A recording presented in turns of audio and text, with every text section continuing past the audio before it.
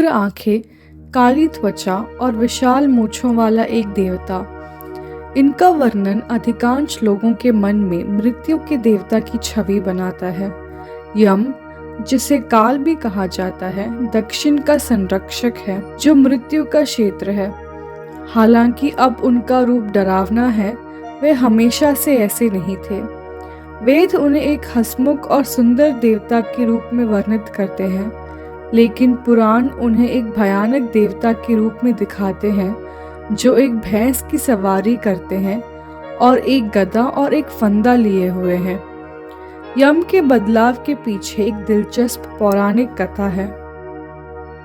शुरुआत में यम का शारीरिक रूप बहुत ही आकर्षक था। वह इतने सुंदर थे कि अप्सराएं भी उनका ध्यान आकर्षित करने के लिए संघर्ष करती थी। उन्हें अपने अच्छे रूप पर बहुत गर्व था और पूरा दिन वे स्वयं को देखा करते थे। वह आत्माओं को नश्वर शरीर से मुक्त करने और उन्हें स्वर्ग या नर्क में ले जाने के लिए जिम्मेदार थे। जल्द ही यम खुद में व्यस्त हो गए और मृत्यु के देवता के रूप में अपने कर्तव्यों की उपेक्षा की। धरती पर रहने वाले लोग बहुत खुश हुए जब उन्हें एहसास हुआ कि वे हमेशा के लिए खुश रह सकते हैं, लेकिन जल्द ही चीजें मुश्किल होने लगी।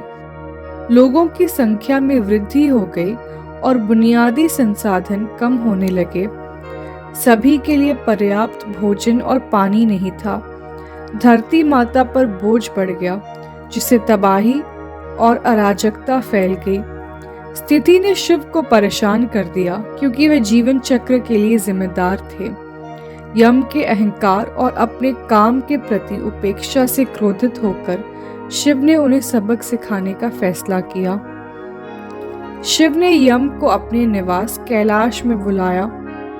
जब यम कैलाश पहुंचे तो शिव मुस्कुराए और यम की अपेक्षाओं के बिल्कुल विपरीत उनका अच्छे से स्वागत किया। यम को संदेह हुआ, लेकिन शिव ने उन्हें बैठने के लिए कहा। यम के साथ अभिवादन करने के बाद शिव ने अनुरोध किया, यम, क्या आप मुझे तालाब से कुछ पानी ला सकते हैं? यम तालाब जाते हैं। जैसे ही वह पानी लेने के लिए झुके, वह चौंक गए। उन्होंने तालाब में एक राक्षस जैसे प्राणी को देखा। राक्षस की उपस्थिति से भयभीत वह कांपने लगे और तेजी से शिव की ओर दौड़े। महादेव, तालाब में एक भयानक राक्षस है। इसकी भयानक लाल आंखें, असामान्य रूप से बड़ी मूछें हैं और सिर पर 2 बड़े सींग हैं। यम के भय पर मुस्कुराते हुए शिव ने कहा, अपने सिर को स्पर्श करो।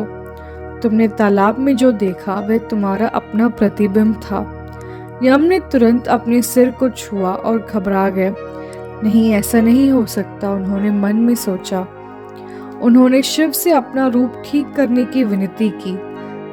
जवाब में शिव ने अपनी आंखें बंद कर ली और अपनी ध्यान की अवस्था में वापस पहुंच गए।